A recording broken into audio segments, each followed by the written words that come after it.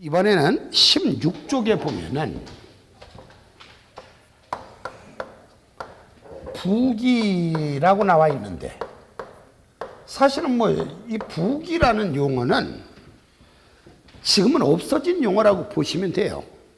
그러니까 과거식 회계가, 과거에는 이제 회계를 부기라고 했던 시절은 있습니다. 그래서 사실은 뭐 용어 시험에 나오는 것도 아니면서도 불가피하게 이제 책에다가 이걸 갖다 기술을 할 수밖에 없는 이유는 그렇잖아요. 그야말로 눈 3개 달린 사람들만 사는 나라에 눈 2개 달린 사람이 가면 그 이상한 사람 취급을 받는 경우도 있잖아요. 대한민국 모든 책에 다 나와 있는 내용을 저만 기술을 안 하긴 뭐해서 써놓은 거긴 합니다만, 굳이 참고를 할 것 같으면 원래 이 부기라는 용어는 장부를 기입한다, 또는 장부를 기록한다, 또는 장부를 기장한다라는 말이 있어. 부자와 기자를 따서 부기라는 말이 생겨나기는 했습니다. 굳이 회계와의 차이를 볼 것 같으면 저는 아까 회계 정의를 이렇게 말을 했죠. 회계는 정보 시스템이다. 왜 이런 정의가 나왔는가? 정보 이용자들에게 필요한 여러 가지 정보를 만들고 그 정보를 정보 이용자들에게 전달하고 정보 이용자들이 이것을 이용해서 의사결정을 하는 단계까지 시스템화 시킨 것, 체계화 시킨 것, 이게 바로 회계다. 그래서 우리는 회계 정의는 정보 시스템이다, 이렇게 말을 했어요. 그러면 이 여러 가지 정보 시스템 중에서 그럼 정보를 만들기 위해서는 어떻게 해야 되는가? 뭔가를 장부에다 적어야 된다는 얘기죠. 바로 이 부기라는 게 뭐냐? 전체 회계 시스템 중에서 바로 이 정보를 생산하는 단계만을 잘라서 부기라고 말하는 겁니다.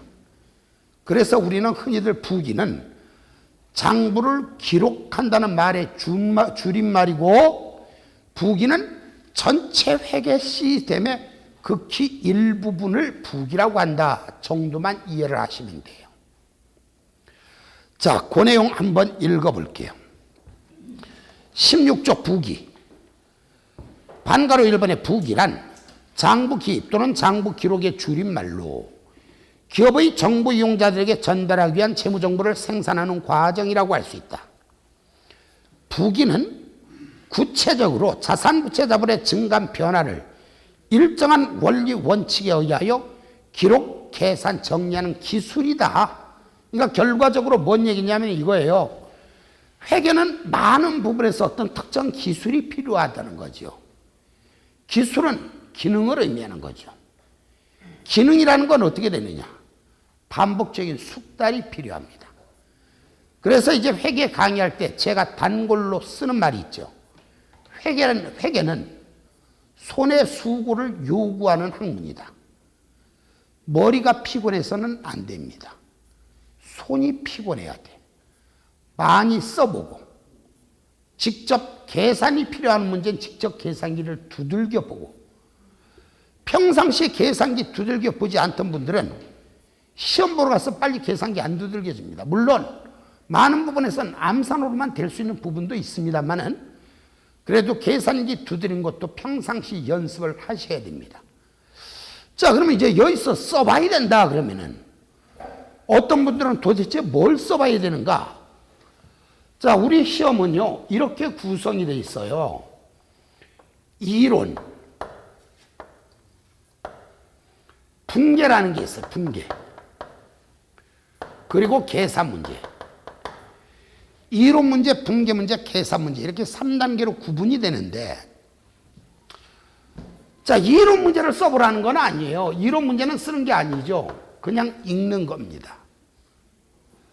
충분히 이유 설명을 합니다. 무슨 뜻인지 말뜻 계속 설명하면서 강의를 하지만 이거는 외우는 게 아니에요. 그냥 읽는 겁니다. 이론 문제는 외우려고 하는 게 아니라 제가 강조하는 부분만 자꾸 반복해서 읽으시면 돼요. 강조하는 내용 많지도 않습니다. 제 강의를 들어보신 분들은 잘 알고 있습니다만 국제회계 기준에 나오는 문단, 중요 문단은요, 저는 토시 하나 안 틀리고 웬만한 거 달달달 다 외워요. 사람들 악소리 하죠. 와, 저걸 어떻게 저렇게 외울 수 있어? 하다 보니까 되더라고요.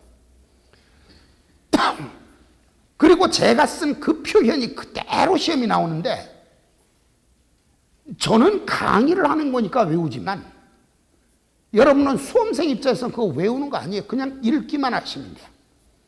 어떻게? 반복해서. 그래서 나중에 이제 그 표현은 계속 설명할 거니까 됐고, 이걸 쓰라는 건 아닙니다. 그럼 분계라는 게 있는데, 과거에는 이제 우리 시험에 분계 문제가 많게는 2문제 정도가 계속 출제가 됐었어요. 근데 최근에는 이 분계 문제는 출제가 안 됩니다. 하지만 상당히 많은 부분에서 저는 분계 문제를 설명을 합니다. 이유는 이 분계를 할 줄 알다 보면은 꽤 많은 부분이 쉽게 이해가고 오래 기억이 되고 계산 문제도 이해를 해서 풀 수가 있어요. 그래서 쓰는 거는 이 분계를 쓰는 겁니다. 그리고 계산 문제는 제가 계산식을 설명을 드리죠. 계산식 반드시 쓰면서 하셔야 돼요. 쓰면서 계산기 두들기면서. 이거요, 이런 분들 계셔요. 가끔 가다 보면은, 아우, 저는 정말 운이 없어요. 왜 없냐면요, 제 주변에 있는 사람들 전부 다 제가 가르쳤어요. 모르는 거.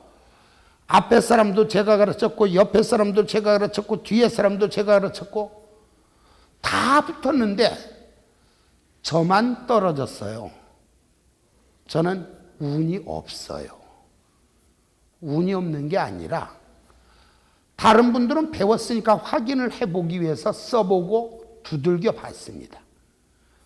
본인은 눈으로만 공부를 한 거예요.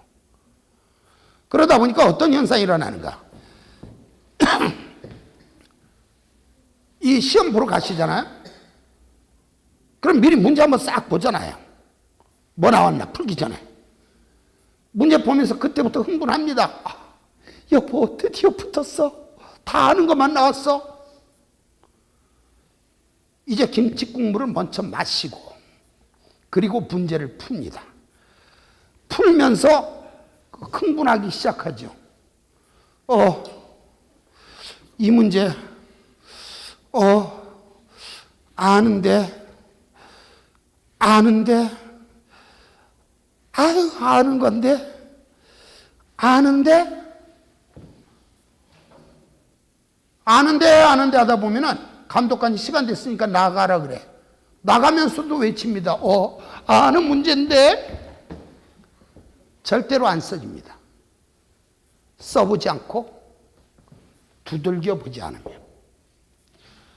그래서 회계는 손의 수고를 요구해요. 이게 이런 표현을 써요. 흔히들 뭐 곧 없어질 시험이지만 이 사법시험이라는 것과 공인회계사라는 시험을 놓고 어떤 게 더 어려운 시험이 있냐라고 물으면, 어떤 게 더 어려운 시험이냐 물으면 일반인들은 이게 어려운 시험이라고 얘기를 해요. 그렇죠? 근데 회계를 하는 사람들은 같은 수준으로 봐요. 이건 같은 수준이죠. 근데 분명한 거 하나는 웃기는 게 있습니다. 사법시험 몇 년 공부하다가 어이구, 이건 내 팔자가 아닌가벼, 공인회계사 시험이나 봐야지 하는 분들은 성공을 하는 케이스가 거의 없습니다. 근데 공인회계사 몇 년 공부하다가 아이고, 공인회계사 이거 영 어렵군, 차라리 판검사가 되는 게 낫겠어 하는 분들은 꽤 많은 분들이 성공을 합니다. 이렇게 얘기하면 이게 높아 보이지만 사실은 그게 아니고 차이점이 있어요. 사법시험의 대부분의 과목은 이해를 하면 돼요. 근데 공인회계사에서 회계 과목을 제외한 나머지는 이해를 하면 되지만 회계라는 과목만큼은 뭐냐? 반복적인 숙달이 필요한 거예요. 그런데 사법시험 공부하듯이 이해만 하고 넘어가려다 보니까 떨어질 수밖에. 그래서 어쨌든 회계란 많은 부분에서 기술이 필요하기 때문에 이런 표현을 쓰는 겁니다. 자, 그래서 어쨌든 2번을 보면서는 많이 써보자 이 얘기가 핵심이었고, 3번 회계는 정보 이용자에게 유용한 정보 시스템을 말하지만 부기는 그 중에서도 유용한 재무정보를 생산하는 과정만을 말하기 때문에 부기는 회계의 일부분이다 라고까지 설명을 했고요. 잠깐, 참 수십 년을 강의를 하면서도 강의를 하다가 이 시간에 먼저 설명을 해야지 했던 내용을 깜빡 잊고 15페이지 넘어갔잖아요. 16페이지 넘어왔잖아요. 깜빡 잊고 하나 건너뛴 게 있어요. 바로 뭐냐, 앞으로 넘어가서 잠시 확인을 하는데 15쪽에 보면은 맨 위에 니은번에 이렇게 나왔어요. 재무보고의 내용은 투자자와 채권자들의 의사결정에 도움을 주기 위한 모든 정보를 말하며 그 중에 가장 핵심을 이루는 보고 수단이 되는 것을 재무제표라고 한다. 이렇게 나왔죠? 자, 그러면 거기 재무제표 내자에다 밑줄을 그시고 재무제표라고 나와 있는 부분 내자에다 밑줄을 그시고 이렇게 화살표를 끌어서 P 110 이렇게 써보세요. 뭔 얘기냐? 110쪽을 보자는 얘기인데, 자, 여기에서 작년도 이제 제 책을 갖고 계신 분들은 작년도에는 이 재무제표 종류를 앞에도 나열하고 뒤에도 나열했는데 지나치게 책이 두꺼우면은 책을 보기도 전에 질릴까봐 페이지 수를 나름대로 조금 양을 줄이려고 앞에 내용을 지웠어요. 그래서 잠시 110페이지로 넘어가 보겠습니다.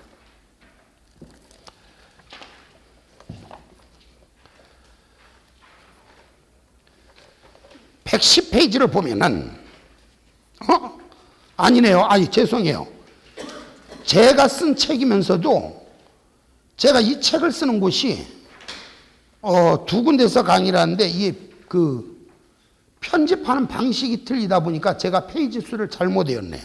죄송합니다. P 113이요. 죄송해요. P 113. 113쪽 피셨나요? 자, 그럼 거기 보면 맨 아래 재무제표의 개념하고 나와 있습니다. 그 중에 1번에 보니까 이렇게 나왔네. 재무제표는 기업의 재무 상태와 재무 성과를 체계적으로 표현한 것이다. 이렇게 나와 있죠? 찾으셨나요? 자, 이게 국제회계 기준에 나와 있는 재무제표의 정의예요. 재무제표는 기업의 재무 상태와 재무 성과를 체계적으로 표현한 것이다. 자, 도대체 재무 상태가 뭐고 재무 성과가 뭔지는 잠시 후에 설명드리기로 하고, 그 아래 반가로 2번에 보니까 전체 재무제표는 다음을 모두 포함하여야 한다. 이렇게 나와 있잖아요. 뒤로 넘어가 봅시다. 바로 이 시간에 첫 번째 여러분들이 반드시 암기해야 할 내용이 있어요. 거기 나와 있는 전체 재무제표의 종류. 앞에 보면 기말, 기간 이렇게 나와 있는데 기말이나 기간 이건 중요한 건 아니고요. 뭐 저절로 알 수 있습니다. 그 뒤에 내용. 뭐라고 나왔는가? 재무상태표, 손익과 기타 포괄손익계산서. 이 부분에서도 저는 사실은 이제 제 원고에는 이렇게 썼었어요. 손익과 기타 포괄손익계산서. 뭔 얘기냐? 사이뛰기를 안 했죠.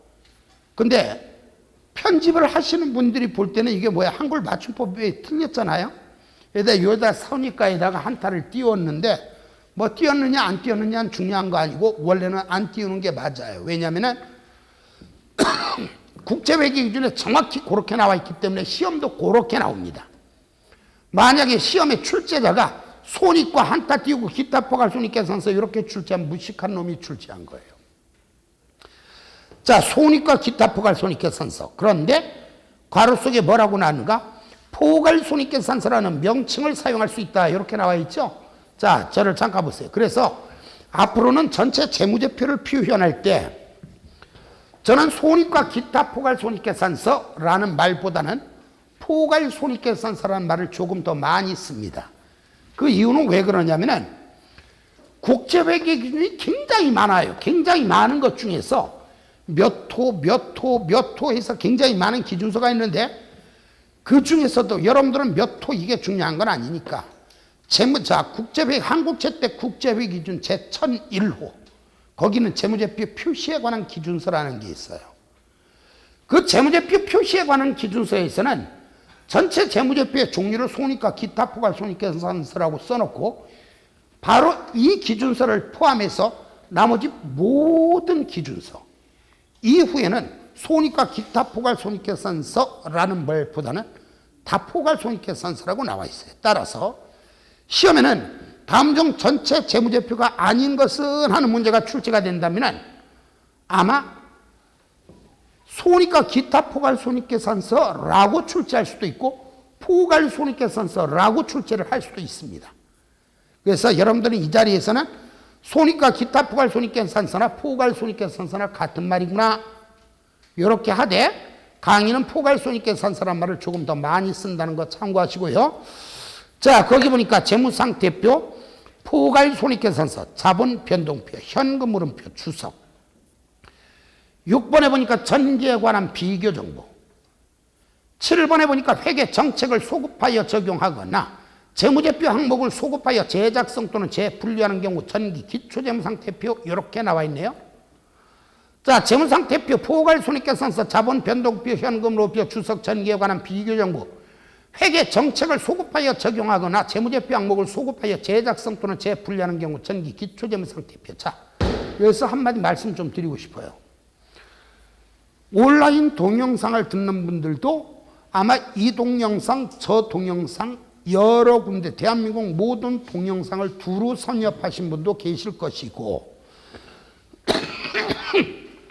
이 자리에서 학원을 다니시는 분도 이 학원, 저 학원 많은 곳을 다니시던 분도 계시겠습니다만은 저한테 배운 것을 제외하고 과거에 다른 곳에서 배웠던 그 모든 것은 분명 다 잊어버리세요. 방식조차도 잊어버리세요. 여기서 배우는 새로운 방식으로 습득을 하시기 바랍니다. 감히 회계 문제는 그 어떤 문제든 대한민국 그 어디에서 배운 것보다도 가장 빠르고 정확한 방법을 전달해 드립니다. 그리고 구태의연한 수십 년 전 회계가 아니라 아직도 대부분 지금 여러분들이 알려진 대부분의 것들은 전부 다 구태 옛날 회계예요. 저는 가장 최신 회계입니다. 시험에 나올 회계 그대로예요. 과거에 했던 모든 걸 다 잊어버리시고 이거 역시 마찬가지. 여기서 갑자기 왜 얘기를 했냐면은 시험에 예를 들어 이렇게 나오죠. 시험이 아니라 강의를 할 때 전체 재무제표로 강의를 할 때 대부분의 분들은 4개, 5개밖에 강의를 안 합니다. 그분들 올해건 내년이건 지문의 전기에 관한 비교 정보 나오는 그 순간 강의 한 번도 안 했거든요. 수험생들은 이거 문제 오류라 그래. 아니에요.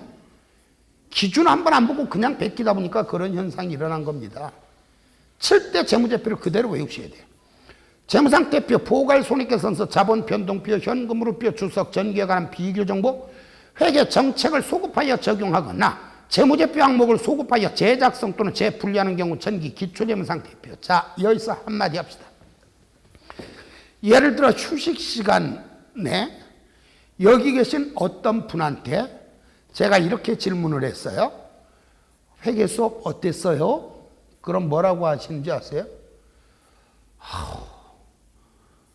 도대체 뭔 얘기인지 모르겠어요. 뭘 모른다는 얘기일까? 용어가 처음 듣다 보니까 그게 뭔 뜻인지 모른다는 얘기예요. 그럼 제가 외우라고 말씀드렸죠? 그냥 외우는 거예요. 이것들이 무엇으로 의미하는지는 차근차근 순차적으로 설명할 거 아닙니까? 그렇죠? 지금은 그냥 외우는 거야. 재무상태표, 보고할손익계산서, 자본변동표, 현금으로 빚어 출석, 정기에 관한 비규정보, 회계 정책을 소급하여 적용하거나 재무제표항목을 소급하여 재작성 또는 재분리하는 경우, 전기 기초재무상태표. 자, 이때 보고할손익계산서는 다른 말로 소니까 기타 보고할손익계산서라고 한다. 외우라면 그냥 외우시면 돼요. 그러면 오늘은 낯설지만 내일은 반가워요. 왜? 들어본 놈을 또 들어보니까. 공부는 그렇게 하는 겁니다. 순차적으로 다 이해를 시키니까 그런 것은 걱정 안 하시고. 자, 그런데 이거 외우라 그랬더니 언제까지 외워야 되는가? 다음 주까지 외우면 좋죠. 외울 거 말씀 많이 안 드려요. 이 시간에는 그냥 딱 하나야, 이거. 잠시 후에 물론 한두 개 더 있습니다만은 외우는 거 요거 외워야 됩니다. 요거 외워야 됩니다. 몇 개 안 돼요. 근데 그것만 외우면 되는데 안 외워지거든. 남의 나라 말처럼 보이니까. 외우려고 노력만 하시라는 얘기입니다. 그러면 다음 주에 또 강조하고 그 다음 주에 또 강조하고 시험에 나올 만한 내용은 수십 번, 수백 번 강조를 합니다. 그래? 자, 그럼 이거 언제까지 외우면 되는가? 현실적으로는 7월 14일까지 외우면 돼. 내년 7월 14일. 왜? 아마 시험 날짜가 발표는 안 났으니까 정확한 날짜는 저도 모르지만 아마 예상컨대 7월 14일이 아닐까 이렇게 예상을 합니다. 그러면 7월 14일까지만 외우시면 돼요.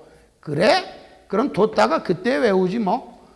나중에는 부담이 가서 못해야죠. 그래서 하나하나 나중에 부담감을 줄이기 위해서 미리 외워두는 게 좋고요.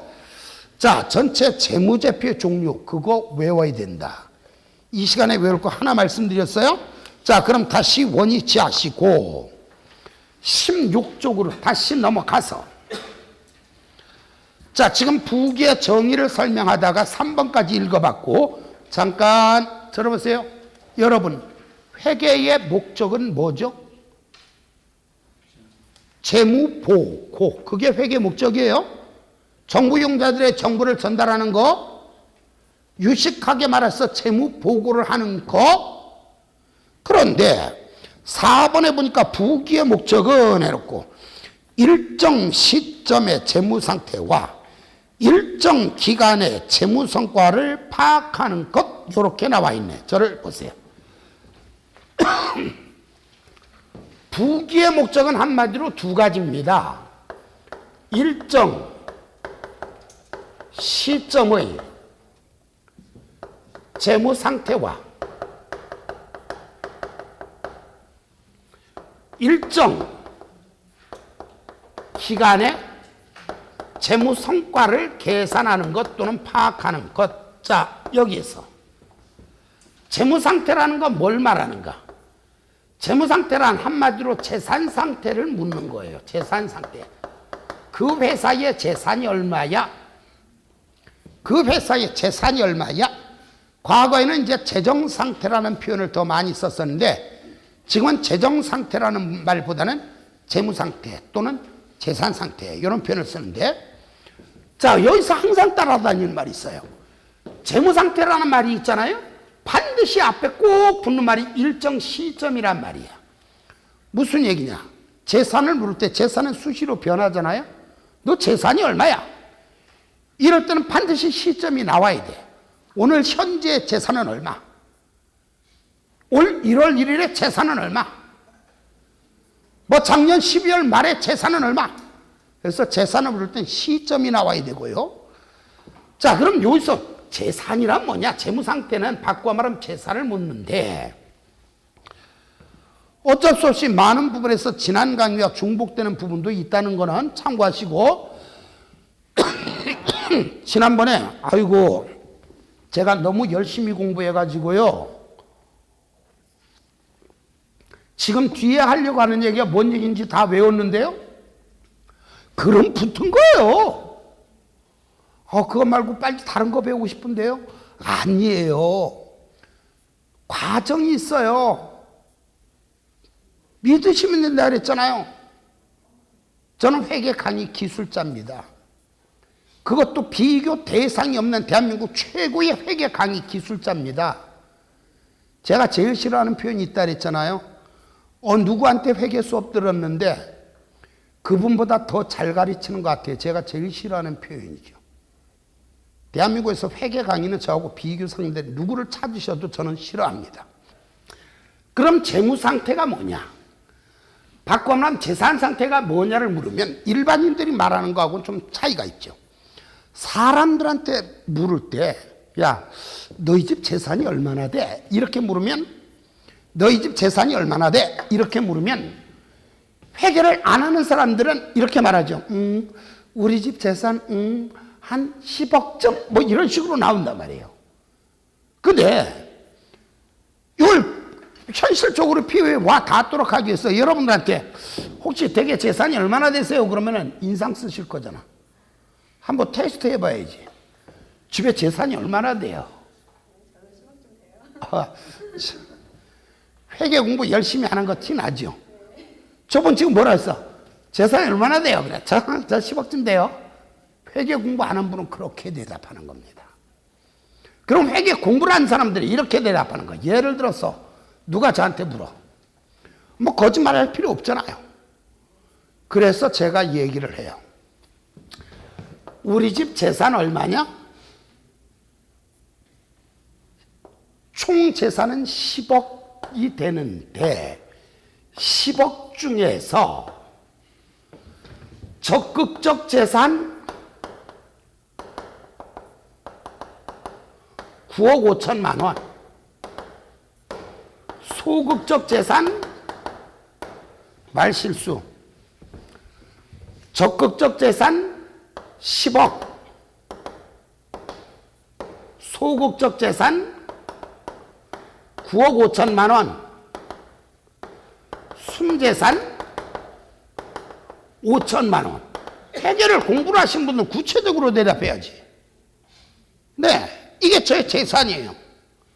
적극적 재산 10억, 소극적 재산 9억 5천, 순재산 5천. 이때 적극적 재산을 우리 뭐라 그러는가? 회계상에서는 자산이라고 말을 해요. 소극적 재산은 뭐냐? 부채가 되는 거예요. 순재산이 뭐냐? 우리는 이걸 자본이라고 말을 해요. 자, 구체적인 말도 다시 설명할 거니까 지울게요. 그래서 회계 공부를 하시는 분들은 재산이 얼마야? 그러면은 적극적 재산 얼마, 소극적 재산 얼마, 순재산 얼마야? 또는 자산 얼마, 부채 얼마, 자본 얼마야? 이렇게 대답하는 거죠. 결과적으로 재무상태란 일정 시점 현재의 자산이 얼마냐, 부채가 얼마냐, 자본이 얼마냐를 의미하는 겁니다. 그렇다면 여기 나와 있는 재무 성과는 뭐냐? 과거에는 물론 지금도 그런 말 써도 틀린 거는 아니에요. 근데 과거에는 주로 경영 성과 또는 경영 성적이라는 말을 더 많이 쓰고, 지금은 국제회 기준엔 경영 성적이라는 말보다는 재무 성과라는 말을 더 많이 씁니다. 일정 기간 동안 경영 활동의 성과를 묻는 거예요. 성과. 그러면은 여러분 학생들, 수험생들의 성과는 뭐로 묻는가? 자격증으로 묻고 점수로 나타내죠. 기업의 경영활동의 성과는 뭐로 표시하는가? 손익으로 표시하는 겁니다. 손익.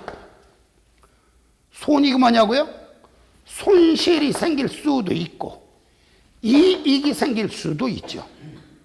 물론 구체적으로는 자, 재무성과가 어떻게 돼? 그러면 손실 얼마, 이익 얼마, 이렇게 대답을 하는 거지만 물을 때는 그냥 너희 회사 손익이 어떻게 돼? 이렇게 묻죠. 손익이 어떻게 돼? 그러면 대답할 때 손실 얼마 또는 이익 얼마, 이렇게 대답을 하는 거예요. 한마디로 재무성과란 뭘 말하는가? 손익을 계산하는 게 처음부터 끝까지 결론이에요. 손실이 얼마냐, 이익이 얼마냐. 그러면 손익을 계산할 때는 어떻게 계산하는가? 여러분한테 이제 제가 수익, 또는 비용이라는 표현을 쓸 건데 국제회계 기준에서 이거 마음이 좀 안 들어. 뭐라고 하는가? 수익에서 비용을 차감하여 계산 이렇게 나왔는데 저는 수익에서 비용을 차감하여 계산 이 말보다 그냥 손익은 수익과 비용을 비교해서 계산하는 겁니다. 이렇게 말을 할 거예요. 자, 그러면 손익은 수익과 비용을 비교해서 계산한다 그랬는데 도대체 수익이 뭐냐? 비용이 뭐냐는 오늘 강의에서는 진행이 정식으로는 안 될 거고 5대 4자 시험을 보시는 분들은 수익과 비용도 정확한 정의를 알고 계셔야 돼. 그러나 오늘 시점, 지금 이 순간은 정확한 정의보다 그냥 대략적인 용어로만 살펴볼게요. 그냥 처음 하는 분들 이해를 위해서. 우리는 흔히들 수익이 뭘까요? 그러면은 일정 기간 동안 번 돈입니다. 번 돈. 비용이 뭘까요? 그럼 쓴 돈 그러면 안 돼. 벌기 위해 쓴 돈. 이렇게 대답해야 돼. 회계하시는 분들은 쓴 돈 그러면 가장 무식한 편이에요. 벌기 위해 쓴 돈. 그냥 막 쓴 거. 이건 이론상 비용이 아닙니다. 나중에 살펴보기로 하고. 자, 그러면 얼마나 벌었느냐? 그 돈을 벌기 위해서 얼마를 썼느냐를 물을 땐 반드시 앞에 일정 기간이란 말이 들어가야 되는데 그 이유는 예를 들어서 누가 물어. 당신 얼마나 버시오? 당신 얼마나 버시오? 저한테 물었다고 쳐. 제가 거짓말할 필요는 없잖아요. 그래서 이렇게 얘기해서 당신 얼마나 버시오? 그러면 저는 이렇게 대답하죠. 네, 5억씩 벌어요. 이렇게. 5억씩 벌어요. 이렇게 대답했다고 쳐. 많이 버는 거예요? 조금 버는 거예요?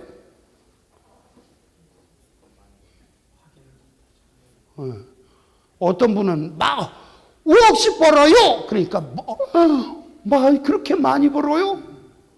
끝까지 들어야지. 20년에 5억씩 벌어. 10년에 그럼 얼마야? 2억 5천이고 1년에 2,500원이고 집에 가서 먹을 게 없어서 떼거리가 없어서 지금 삐쩍 바른 거 봐요. 이거.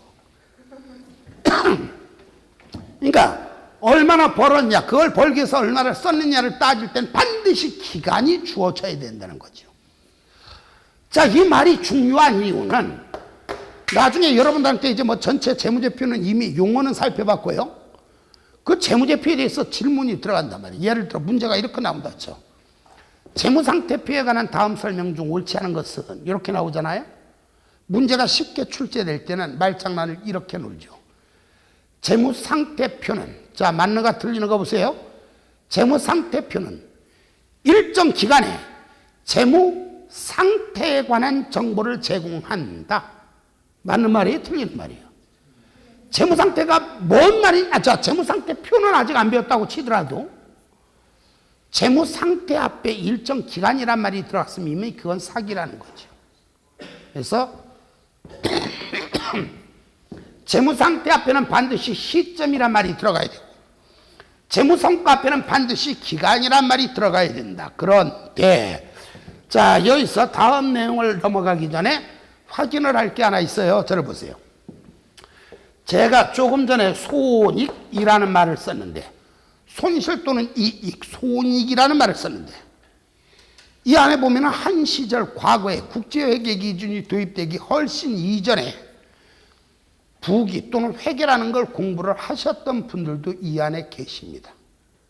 근데 그분들이 공부를 할 때는 전혀 없던 낯설은 용어가 하나 있어요. 기업의 손익은요, 크게 두 가지예요.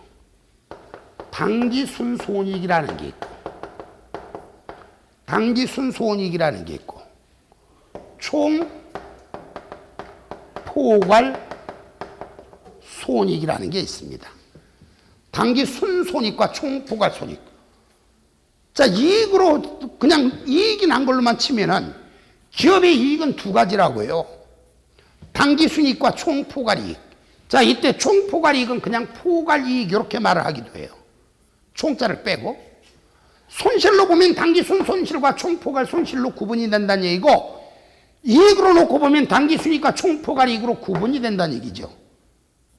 과거에 국제회계기준이 도입되기 전에는 야, 너희 회사 이익이 얼마야? 라고 묻잖아요. 그냥 당기순이익을 물는 거예요. 근데 지금은 이익이 얼마야? 그러면은 구체적으로 당기순이익과 총포괄 이익을 따로 나누어서 대답을 해야 됩니다. 자, 여기에서 지나듯이 지난번에 배우셨던 분들 연결해서 혹시 기억이 나는가 한번 살펴보는 거예요. 자, 여기서 이런 게 있다고 쳐. 어떤 회사가 토지를 가지고 있어. 토지를 가지고 있어요. 토지의 취득 원가 또는 원가, 줄여서 원가라고 말을 하는데, 재무회계 시간에 말하는 원가, 오늘부터 여러분 원가가 얼마예요? 원가가 얼마예요? 이렇게 묻잖아요. 얼마에 사왔냐는 뜻입니다. 원가가 얼마예요? 그러면 얼마에 사왔냐는 뜻입니다. 물론 사올 때 지급한 지급 대가에다 그것을 내 것으로 만들기 위해서 추가적으로 들어간 비용이 있다면 그것까지 더한 걸 말하는데, 원가가 얼마예요? 그러면은 그걸 내 것으로 만들기 위해서 쓴 돈이 총 얼마냐는 얘기야. 자, 토지를 내 것으로 만들기 위해서 10억이 들어갔어요. 그런데 시세, 요즘에 시가라는 것을 나중엔 주로 공정가치라는 표현을 씁니다. 공정가치. 다른 자산의 경우는 시가가 얼마야? 그럼 공정가치라는 표현을 쓰고, 다음 강의 때, 오늘은 거기까지 나갈 가능성은 조금 적을 것 같고, 제 강의는 미리 예견을 하지 마세요. 과거에 들었던 분들은 제 강의는 미리 예견을 하지 마세요. 책 보니까 내일쯤 요거 나가겠구만. 그거 빠지고 보면은요, 상상을 초월합니다. 제 강의는 말이 기초지. 지금 기초 강의 나가죠? 말이 기초지 남들 문제풀이 나갈 때 수준을 이미 넘어섭니다. 깊이는.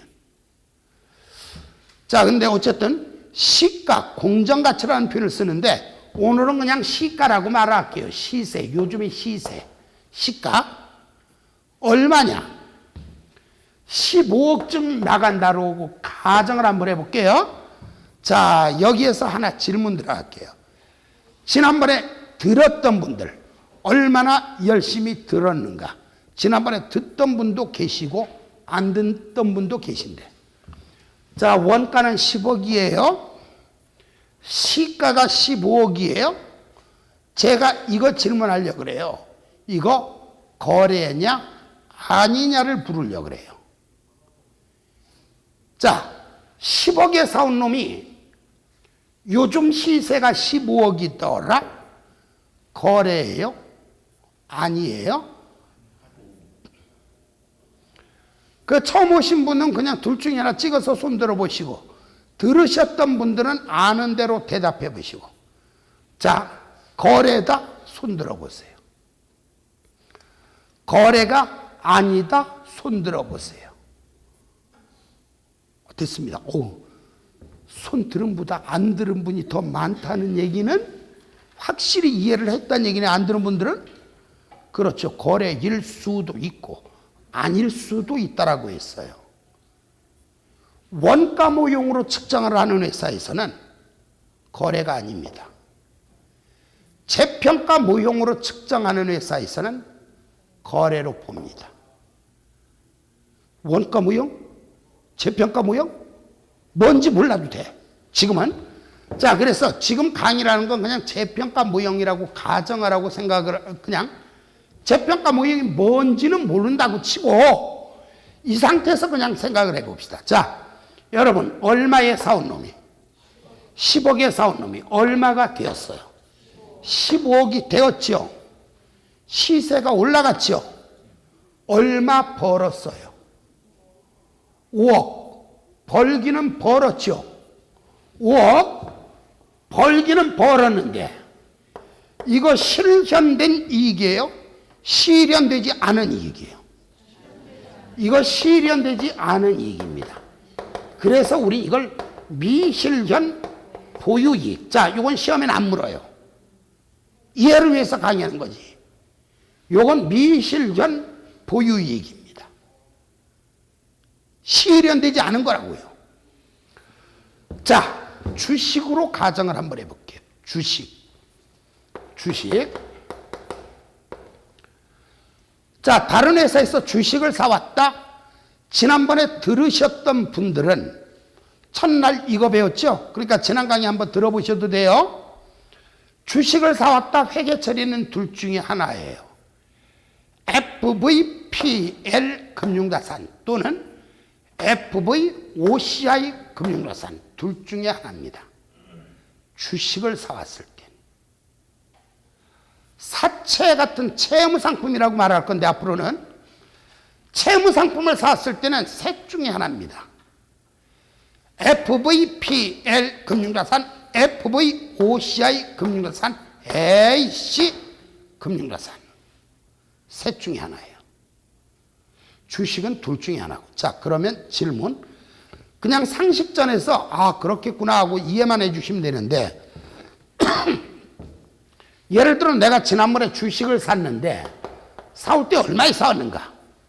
사오기 위해서 지급한 대가, 수수료 같은 거 다 포함해서 사올 때 지급한 대가가 얼마냐? 10억이었었다고 가정을 해봐요. 그런데 오늘의 시세, 아까도 말을 했지만 나중에 공정가치라는 표현을 쓸 건데, 자, 여기서 이제 회계 폭넓은 이해를 위해서 잠시 한번 살펴보는 거니까 외우는 건 아니에요. 그리고 나중에 궁금할 때 이 강의 한번 들어보시면 상당히 도움이 되실 겁니다. 자, 주식 원가가 10억이에요. 오늘 현재 시세가 얼마인가 봤더니 30억이에요. 10억에 사온 놈이 오늘 현재 30억에 거래가 되더래. 얼마 벌었어요? 20억 벌었죠? 상식전에서 생각. 이거는 실현된 이익일까요? 실현되지 않은 이익일까요? 일반적으로는 실현된 이익입니다. 일반적으로는. 뭐 팔아야 돈 되는 거 아니, 팔아야 남는 거 아닙니까? 아니죠. 왜 이거 일반적으로 실현이 됐다라고 얘기를 하냐면은, 자, 10억인데 오늘 한국거래소에서 또는 여러분 컴퓨터 앞에서 이렇게 보니까 주가가 막 올라가고 내려가고 해서 오늘 현재 시세가 30억을 찍었다. 나 30억이 필요하다. 당장 매도 주문 내면 계약이 체결이 돼야 안 돼요. 이 계약이 체결되는 겁니다. 이거 보장된 이익이에요. 실현 이익입니다. 이건 실현 이익. 물론 나중에는 이렇게 강의해요. 주식도 둘 중에 하나다. 근데 아무런 말이 없을 땐 일반적으로 그냥 FVPL로 처리한다. 그래서 실현된 거고, FVOCI로 처리하는 경우는 이거는 미실현 보유이익으로 본다. 이렇게 말할 건데 그건 됐고요. 지금은 됐고, 일반적으로 주식은 실현이 된 거예요. 자, 그렇다면 이거 상품. 나중에 재고자산이라는 표를 쓸 건데, 재고자산의 원가가 10억이야. 시가. 다른 자산의 경우는 시가를 공정가치라는 표현을 쓰는데, 재고자산의 경우는 시가를 순실현 가능가치라는 표현을 쓸 거예요. 지금 현재로 막연하게, 내일은 기억이 안 나겠지만 이 시간 현재로 막연하게 이해를 도모하자면 이건 예상 판매 가격으로 받아들이시면 됩니다. 10억에 사온 놈이 예상 판매 가격이 얼마냐? 당장 내놔도 15억은 받을 수 있을 것 같아요.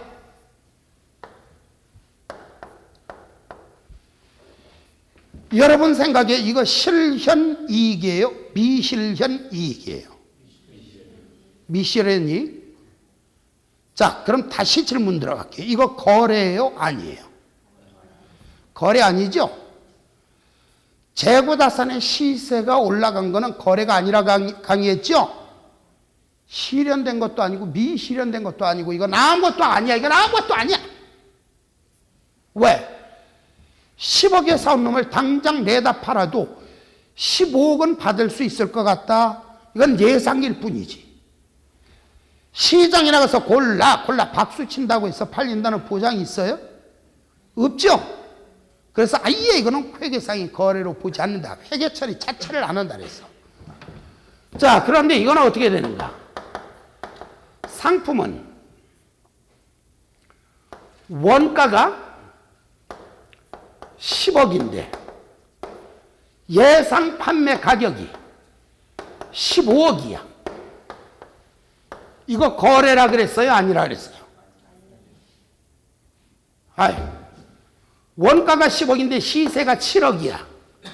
거래요? 아니에요? 물건값이 떨어졌죠?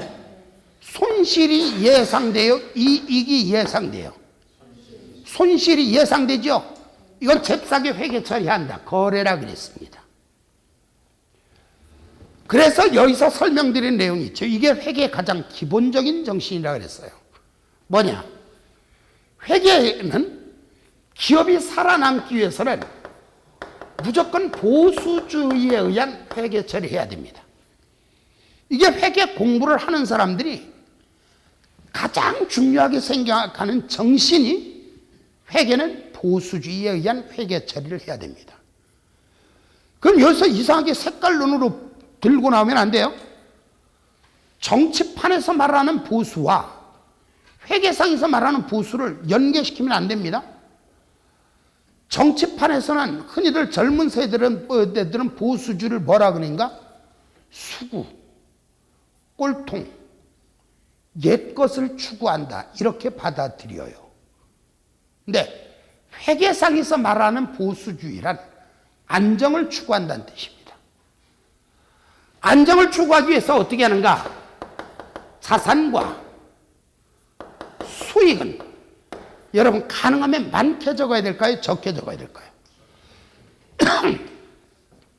어차피 정해진 거지만 이걸 회계 처리를 어떻게 하느냐에 따라서 실제 금액보다 많은 것처럼 표시할 수도 있고 적은 것처럼 표시할 수도 있거든요.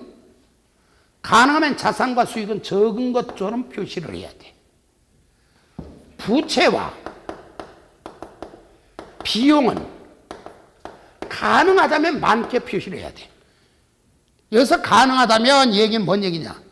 선택 가능한 회계 처리 방법이 있을 때를 의미합니다. 선택 가능한 회계 처리 방법이 있을 때 무슨 얘기냐면 이렇게 회계 처리해도 되고 이렇게 회계 처리해도 되고 이렇게 회계 처리해도 된다면 여러 가지 중에서 자산과 수익은 가능하면 적게 적고 부채와 비용은 가능하면 많게 적어야 돼. 그래서 오늘 거기까지 나갈 가능성은 조금 희박합니다만 나중에 이렇게 말하죠. 자산과 부채를 강의할 때 자산은 과거의 거래나 사건의 결과로 취득된 것만이 자산이다. 내 수중에 들어와야만 자산이다. 하지만 부채는 자원의 유출 가능성만 있어도 부채 처리한다. 물론 자원의 유출 가능성이 높을 때 자산의 경우는 아무리 유입 가능성이 높아도 소용없어요. 들어와야만 자산이지만 부채는 자원의 유출 가능성이 높아야 되고 수익은 확실한 것, 보장된 것만 수익 처리하고 비용은 발생 가능한 것 다 비용 처리하는 게 이게 보수주의한 회계 처리예요. 이렇게 회계 처리하는 게 자, 이거에 정확히 반대를 우리 뭐라 하냐? 분식회계라 그래. 분식회계. 시험에 안 물어요.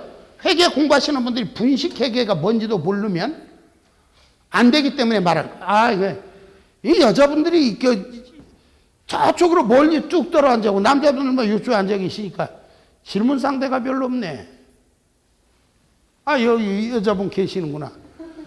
오늘 화장했어요? 안 했어요? 했죠? 떡칠했어요? 대충 발랐죠? 대충 발라도 미모가 아주 출중하시네. 오늘 화장했어요, 안 했어요? 안 했다고요? 이야, 민 얼굴이 저 정도야? 와. 근데 가끔 가다 보면 완전히 옷 여기다가 떡칠한 분 계시죠? 못생긴 게 이쁜 것처럼 포장한 거잖아요. 분을 지나치게 많이 찍어 바르는 거잖아요. 이게 분식회가 밀가루 분자야. 화장 분자야. 그러니까 못생긴 게 이쁜 것처럼 포장했다는 얘기야. 자산과 수익을 지나치게 많게 적고 부채나 비용을 지나치게 적게 적는 게 분식회계. 이거와 반대로 회계 처리하는 거예요. 이렇게 회계 처리하면 그 회사 망합니다. 그 회사만 망하느냐? 그 나라도 망합니다. 그래서 분식회계가 횡행하던 과거 대한민국이 망했었잖아요. IMF. 이런 회계 처리를 많이 하다 보니까 못생긴 게 이쁜 것처럼 포장하니까 망하기 일부 직전 회사가 장사가 잘 되는 것처럼 포장을 하니까 이제 외국에선 다 알아. 대한민국 분식회계하는 나라 외국 자본이 들어오질 않는 거예요. 그래서 망한 거예요. 안 되겠다 싶어서 지금은 어떻게 하는가? 검찰에서도 이 분식회계는 엄청 막습니다. 방지를 하려고. 분식회계 발견이 됐다. 그럼 검찰에서 회장님 들어오세요. 시키죠.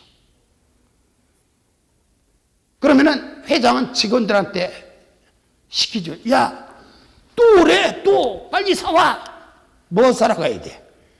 휠체어 사고, 마스크 사고, 모자 사고, 목도리 사고 다 죽어가는 신용하고 끌려가는 거죠. 왜? 또 망하면 안 되기 때문에 그걸 방지하는 겁니다. 자, 이게 회계 가장 기본적인 정신인데 지금 제가 당기순손익과 총포괄손익의 개념을 설명드리려고 하는 건데 바로 이거예요.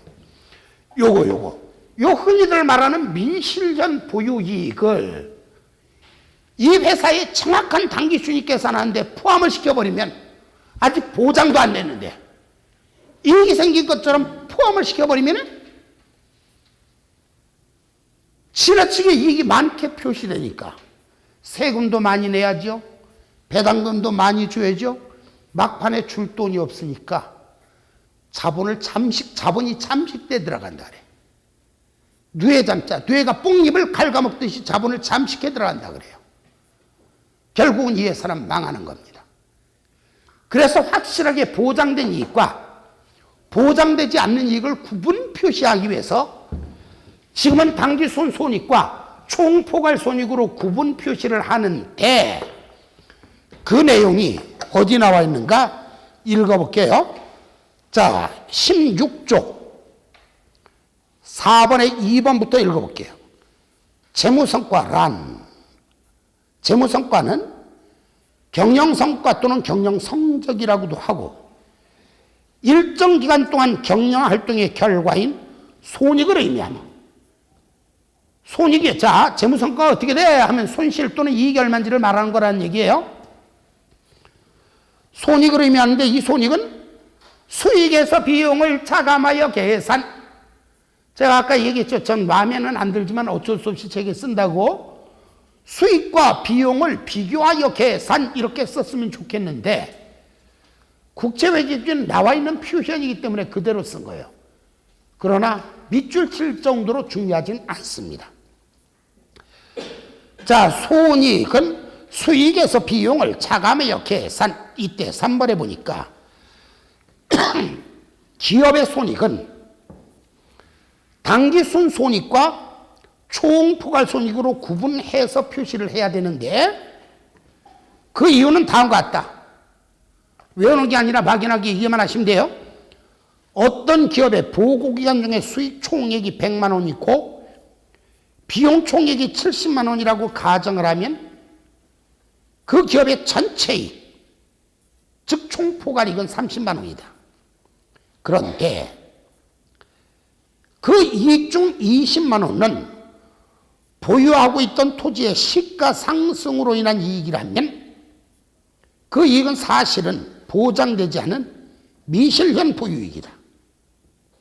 그런데 이와 같은 미실현 보유이익을 당기순손익계산에 포함시켜버리면 세금이나 배당금 등이 과다하게 유출되어 기업의 재무적 기초가 부실해진다. 따라서 미실현 보유손익에 해당하는 기타 포괄손익, 미실현 보유손익에 해당하는 기타 포괄손익을 포함시킨, 그러니까 기타 포괄손익까지 다 포함한 총 포괄손익과 기타 포괄손익을 포함하지 않는 당기순손익을 구분해서 표시해야만 정확한 재무성과를 할 수 있다. 전체 이익 중에서 미실현 보유이익이 20만 원이니까 이 기업의 정확한 당기순이익은 10만 원이다. 4번 결과적으로 당기순손익에다가 기타 포괄손익까지 가감을 시킨 금액을 총포괄손익이라고 합니다.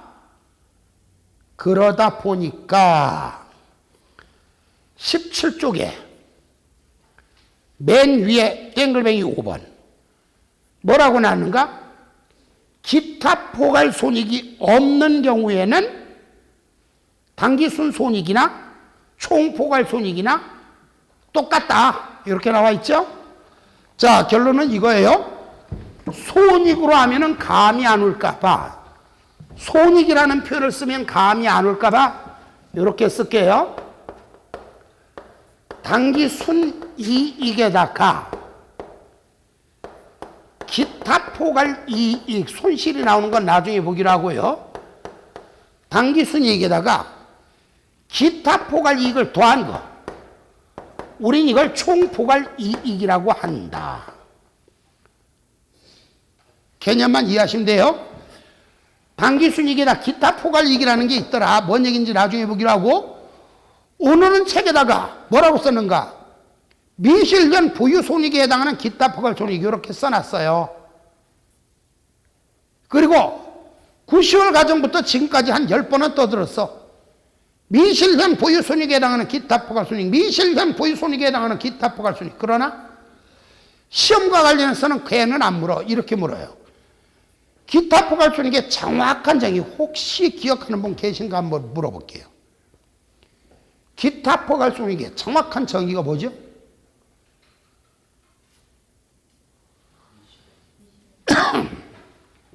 이거를 강의를 하고 나니까 그렇게 대답하시는구나.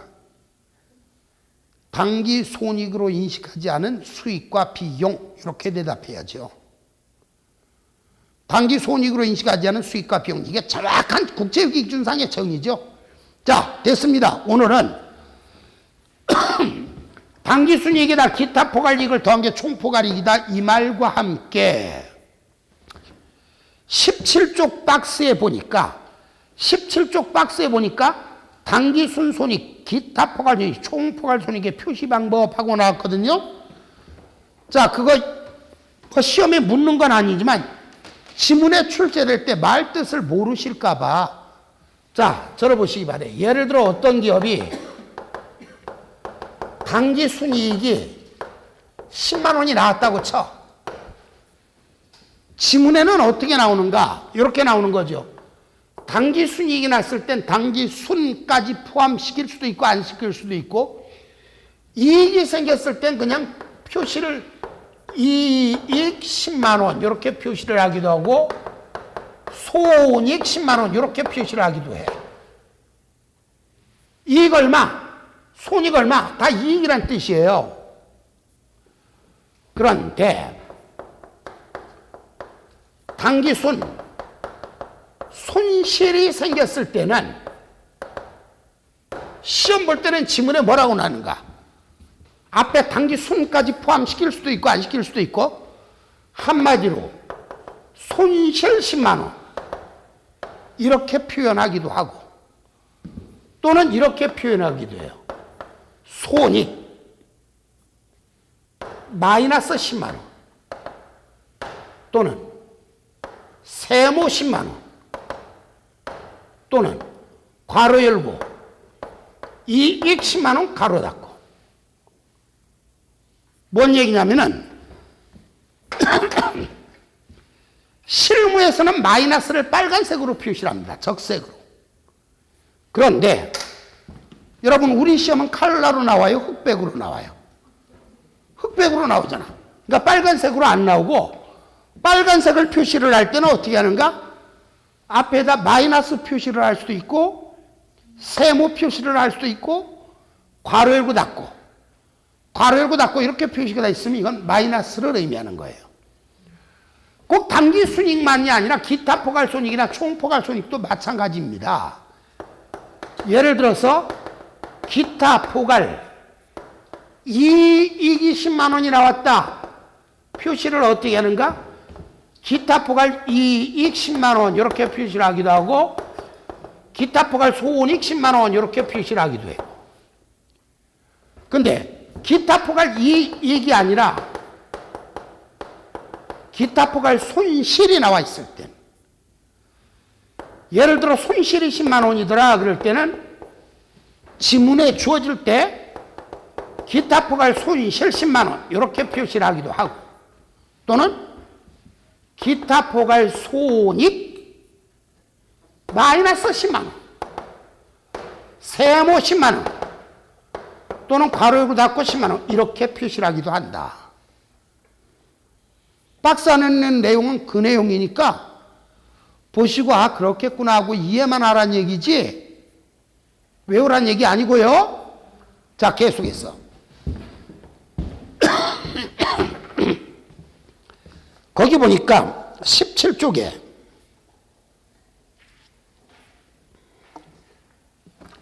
부기의 분류라고 나와 있네. 자, 우리가 아까 회계의 종류는 두 가지, 재무회계와 관리회계 이렇게 했다 그랬죠? 그럼 부기는 장부를 기록하는데 그럼 어떻게 기록할 것인가? 기록 계산 방법에 따라 분류를 하면 부기의 종류는 단식부기라는 게 있고 복식부기라는 게 있어요. 근데 이 단식부기는 뭐냐? 여러분, 우리가 회계 공부를 하기 전에 단식이니 복식이니 이런 말을 많이 쓰는 데가 어디야? 스포츠 경기에서 많이 쓰잖아요. 단식은 1대1로 싸우는 거고 복식은 둘 이상 편 먹고 싸우는 거야. 그러니까 단식부기는 뭐냐? 단식으로 기록하래. 한 군데다 기록하래. 뭔 얘기냐? 그냥 위에서부터 수직적으로 내려가면서 자기만 알아보게 표시하는 거. 이게 단식부기예요. 복식부기는 뭐냐? 스포츠 경기에서 복식 경기랑 둘 이상 편 먹고 싸우는 거란 말이에요. 그래서 장부의 회계상에서는 어떻게 하는가? 모든 걸 기록할 때 두 군데다 나누어 기록하라 해서 복식부기란 말이 생겼어요. 두 군데 나누어 기록하라. 조금 더 구체적으로 왼쪽과 오른쪽으로 나누어 기록하라. 모든 걸 양쪽에 기록한다. 그래서 복식부기란 말이 생겼구나. 이렇게 봐도 되고 조금 더 유식한 분들은 시험에는 안 나오지만 조금 더 유식한 분들은 유식하게 표현하자면 모든 걸 기록할 때는 반드시 원인과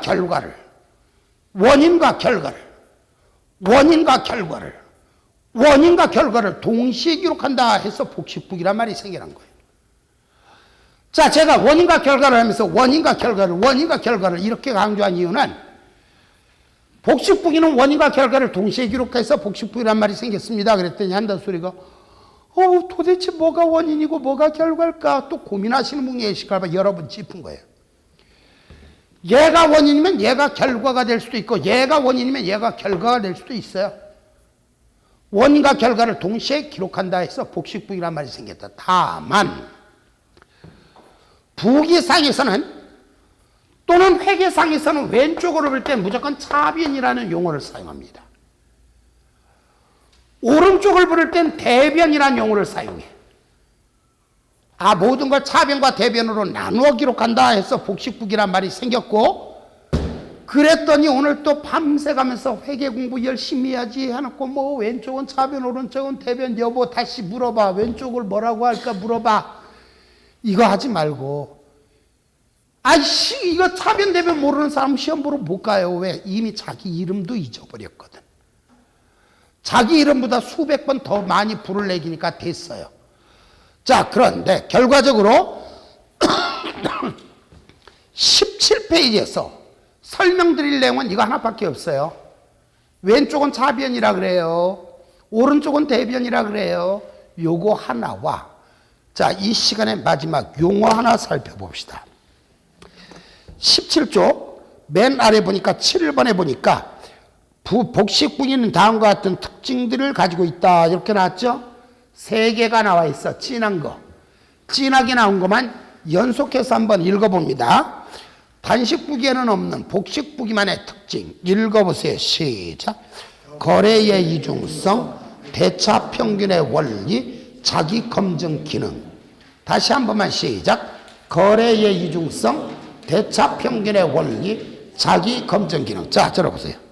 뭔 얘기냐면, 이 시간에 제가 여러분 아직 거래라는 표현을 아직 배우진 않았지만, 나중에 거래를 기업의 재산의 변동이 있는 걸 거래라고 합니다. 이렇게 말할 거고, 그 모든 거래는 이중성이 있습니다.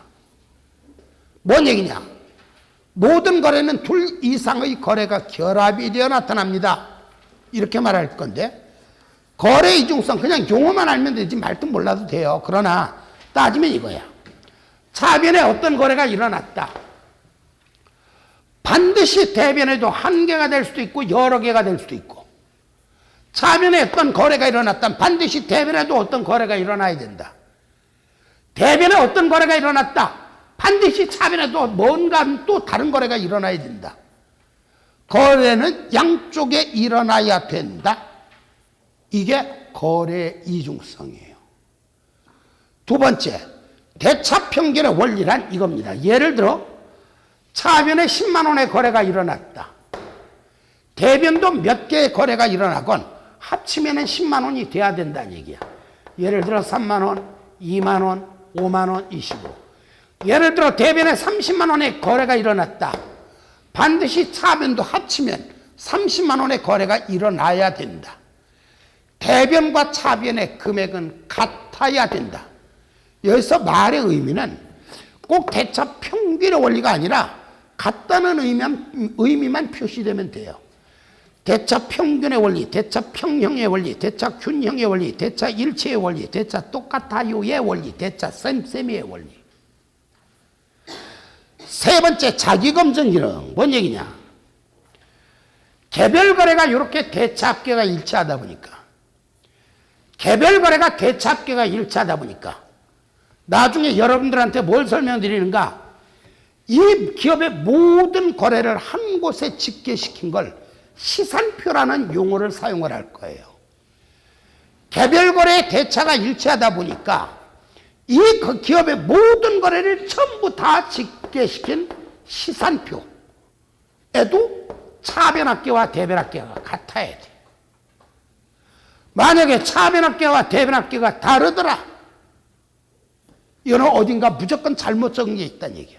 그러니까 자기 스스로 오류가 있었는지 없었는지 검증을 하는 기능도 있더라.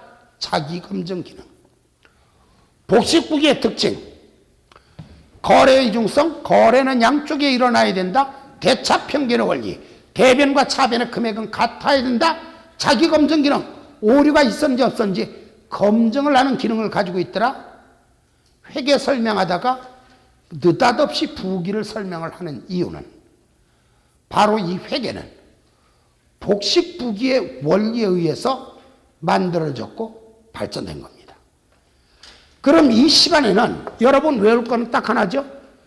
전체 재무제표의 종류, 재무상태표, 포괄손익계산서, 자본변동비, 현금으로표, 주석, 전기에 관한 비교정보, 회계정책을 소급하여 적용하거나 재무제표 항목을 소급하여 제작성 또는 재분리하는 경우 전기 기초재무상태표. 여기다 덤으로 당기순손익과 총포괄손익의 막연한 개념 차이. 여기에다가 혹시나 조금 전에 자, 토지의 시세가 변했어요. 거래일까요? 아닐까요? 주식의 시세가 변했어요. 거래일까요? 아닐까요?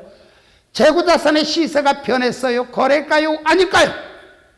이거를 나중에 해당되는 단원 강의할 때 혹 기억하는 분 계시다면 저는 그런 분 얼굴도 안 보고 강의할 거예요. 그분은 이미 사람이 아니야. 그분은 컴퓨터야. 올 시험 100점 맞을 뿐이에요. 결론은 뭐냐? 알면 그만큼 도움이 되지만 몰라도 좌절할 필요는 없다. 그리고 외울 필요는 없지만 이 시간의 결론, 왼쪽은 차변이라고 한다, 오른쪽은 대변이라고 한다. 끝! 잠깐 쉬겠습니다.